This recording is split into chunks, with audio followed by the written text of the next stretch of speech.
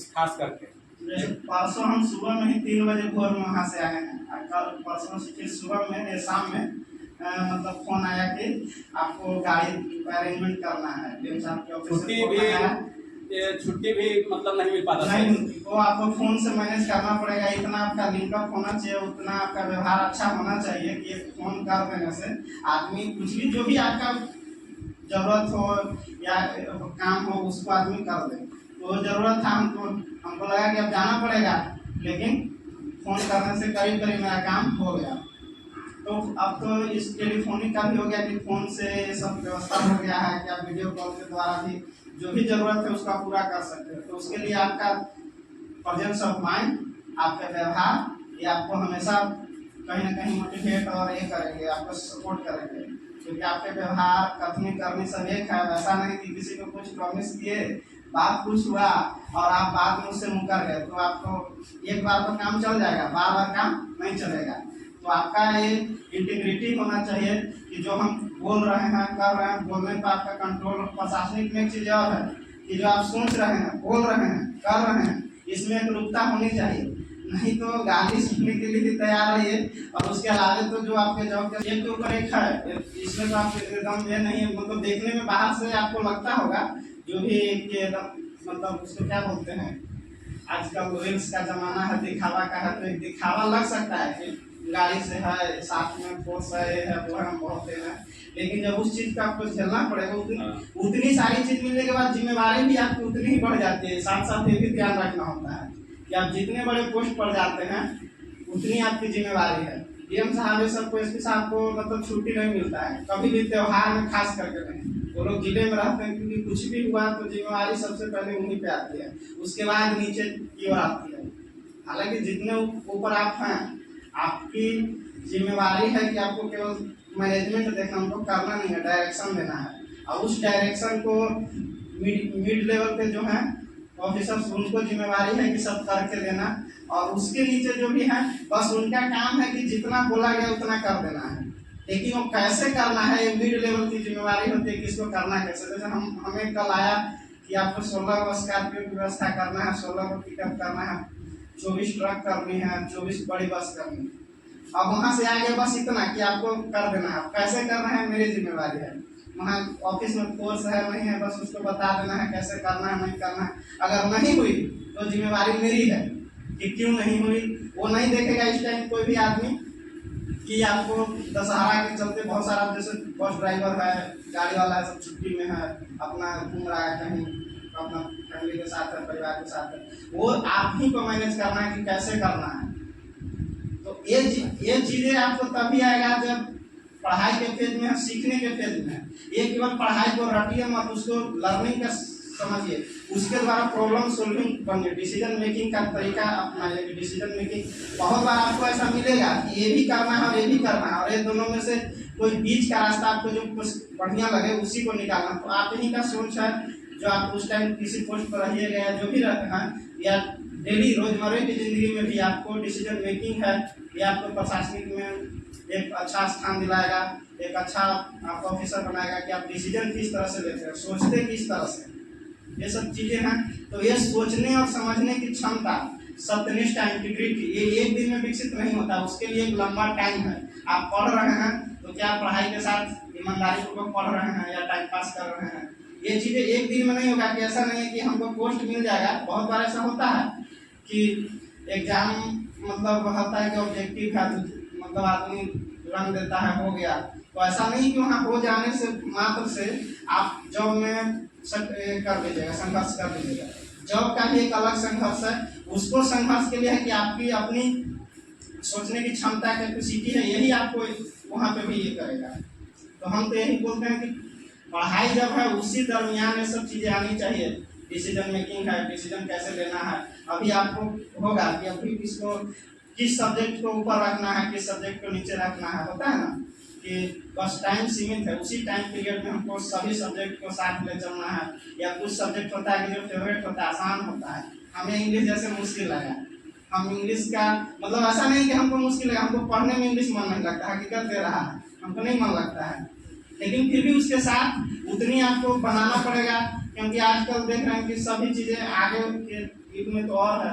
आप देखिए इंजीनियरिंग देखिए, मेडिकल देखिए, फिर आप सोशल साइंस का भी जो भी सब्जेक्ट है ह्यूमैनिटीज का, उसमें भी इंग्लिश का बहुत महत्व है, क्योंकि अब वर्ल्ड एक फैमिली की जैसा हो गया। तुरंत अमेरिका में क्या हो रहा है वो आपको पता चल रहा है, हमको भी पता चल रहा है। पहले ऐसा नहीं था, सूचना आने में टाइम लगती थी। ब्रांड जो कपड़े का ट्रेंड है या कोई भी नया चीज़ है वो धीरे धीरे आता था। कि पहले वेस्टर्न कंट्री है जो डेवलप्ड कंट्री मानी जाती है, वहाँ पे आते थे। फिर भारत में भी आया तो कौन से शहर में आएगा, ये भी था कि मुंबई है, दिल्ली है, मेट्रो सिटी, वहाँ पर कुछ ट्रेंड आएगा। उसके बाद आजकल वैसा नहीं है।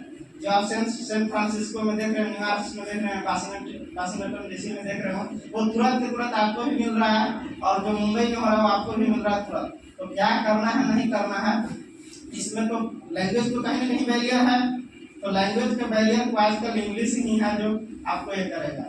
अब जैसे प्रशासनिक में ही जब जॉब कीजिएगा तो ऐसा बहुत होगा कि बाहर के ऑफिसर्स मिलेंगे।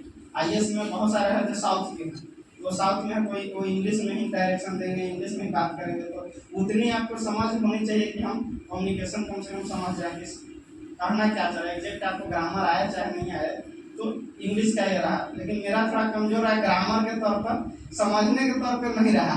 हम बोल नहीं पाते हैं फ्रिक्वेंट है, लेकिन हम समझ लेते हैं कि कहना क्या चाह रहे हैं। उस समय तो उतना अंग्रेजी का क्रेज था ही ना जब पढ़ते थे। क्रेज, हाँ क्रेज उस टाइम नहीं था, लेकिन आने वाला टाइम में और होगा इसका।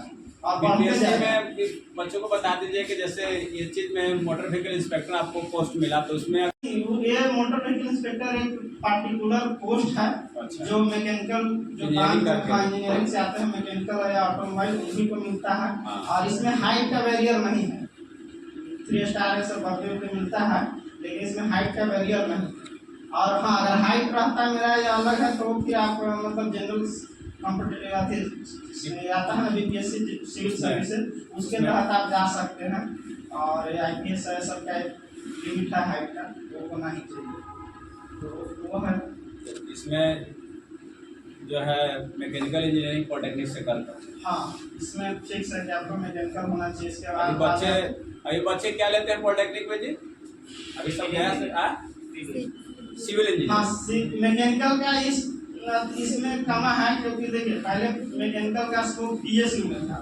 जितने भी पब्लिक सेक्टर अंडरटेकिंग हो गया, NTPC हो गया, PGCIL हो गया, आपका भेल हो गया, गेल हो गया, आपका सेल हो गया, ये सब में ज़्यादा था। मैं रेलवे में भी अच्छा स्कोप था। लेकिन अब के दिनों में क्या हुआ कि नेट कार्बन का आप सुनेंगे कि अभी तो करंट अफेयर्स हम नहीं पढ़ रहे हैं, लेकिन 2070 तक भारत को नेट कार्बन में 0 करना है अपना। तो कार्बन इमिशन जब जितने भी ऑटोमोबाइल देखे होंगे जो आपका फ्यूल से चलेंगे, कोयला से चलेंगे, तो उसमें जनरली इसका परसेंटेज 30% रहता है। 30% ही इंजन की इफिशियंसी रहती है। तो बाकी 70% के जो एक तो लॉसेस हो रहा है एनर्जी का, पहला चीज है कि 70% लॉस हो रहा है। और उससे जो कार्बन निकल रहे हैं, कंबसन हो रहे हैं, तो कार्बन निकलेगा ही। इतना तो पढ़े होंगे कि जब भी कंबसन होता है तो कार्बन निकलता है, उसके साथ पॉल्यूशन निकलती है। तो उस पॉल्यूशन को कम करने के लिए सरकार का भी इनिशिएटिव है कि इस चीज़ों को जो कन्वेंशनल मशीन है उसको कम किया जाए या उसको बंद कर दिया जाए। अब जैसे कि थर्मल पावर में NTPC में देखे होंगे, जो नेशनल थर्मल पावर होता है, उसमें देखे होंगे कि अब आ रहा है एटॉमिक का, nuclear power plant corporation of India limited, NPCIL का बढ़ रहा है धीरे धीरे। क्योंकि उसमें उसका रिस्क तो है, उसका रिस्क है, न्यूक्लियर का अपना प्रभाव है, लेकिन फिर भी उसका पॉल्यूशन कम है, मतलब नहीं के बराबर उसका पॉल्यूशन है। तो उसकी वजह से अब रेलवे में देखे होंगे फिलहाल 3-4-5 सालों में कि डीजल इंजन लगभग खत्म हो गया, सब इलेक्ट्रिफिकेशन हो गया। तो जब डीजल इंजन कम हो गया तो डीजल इंजन में जितने भी मैकेनिक्स था, इंजीनियर था, उसका पोस्ट तो गया। तो उसके आधार पे मैकेनिकल का स्कोप धीरे धीरे डाउन होते जा रहा है। तो इसी की वजह से सिविल का एक पहले था, मतलब ऐसा कोर ब्रांच था। जब कॉलेज में गया तो ये सदाबहार एवरग्रीन बोला जाता था ब्रांच, तो सिविल, मैकेनिकल, इलेक्ट्रिकल ये सब था। लेकिन अभी के मैकेनिकल नीचे जा रहा है। सिविल का जो अपना अभी कंस्ट्रक्शन बिहार में देखने में बहुत सारा सिविल कंस्ट्रक्शन चल रहा है, तो उस पर सिविल का थोड़ा स्कोप अभी भी है। इलेक्ट्रिकल का फिलहाल ठीक ठाक चल रहा है। और एक तो एक ये भी हुआ है लेटेस्ट, मतलब 2014 जब से सरकार चेंज हुई तो थोड़ा एक पॉलिसी चेंज हुआ कि सरकारी जॉब कम से कम करें।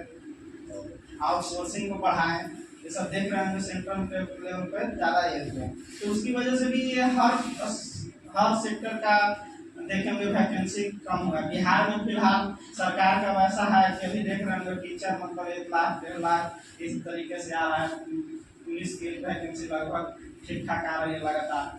तो बिहार में भी स्कोप है लेकिन सेंट्रल लेवल पे नहीं है, और मैकेनिकल का मतलब नीचे जा रहा है, इसमें कोई शक नहीं। तो हम भी बोलेंगे कि जो ट्रेंड है, जो आगे जिसका स्कोप है उसी के अकॉर्डिंगली, अब बाकी जिनका मतलब पैशन है वो ले सकते हैं कुछ भी। जैसे हमको मैकेनिकल का शौक था या भूत कहिए, तो हमको बहुत आदमी बोला कि आप सिविल ले लीजिए, मैकेनिकल का जैसे बिहार में बहुत कम स्कोप है, तो एक भाग्य भी रहता है कि मैकेनिकल का स्कोप न रहते हुए बिहार आ गए।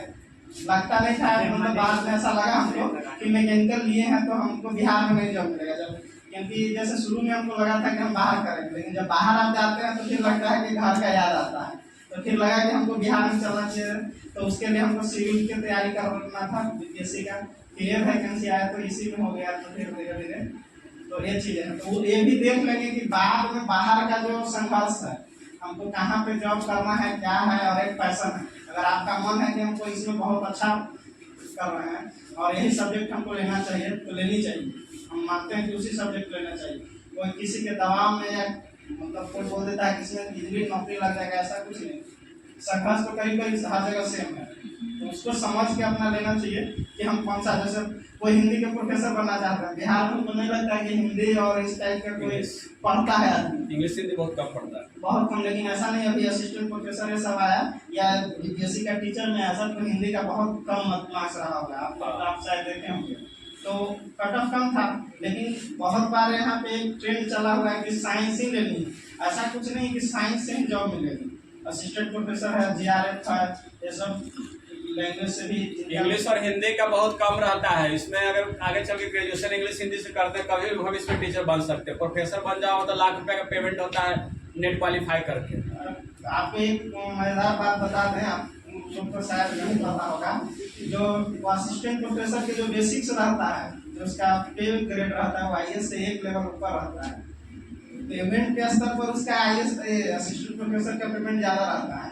भले उसका प्रमोशन थोड़ा स्लो है, आईएएस का प्रमोशन अलग है, और एक वो प्रशासनिक सेवा है तो उसका अपना मतलब क्रेज है, तो वो अलग है कि हमको क्या बनना है या नहीं बनना है। लेकिन असिस्टेंट प्रोफेसर का पेमेंट ज़्यादा रहता है।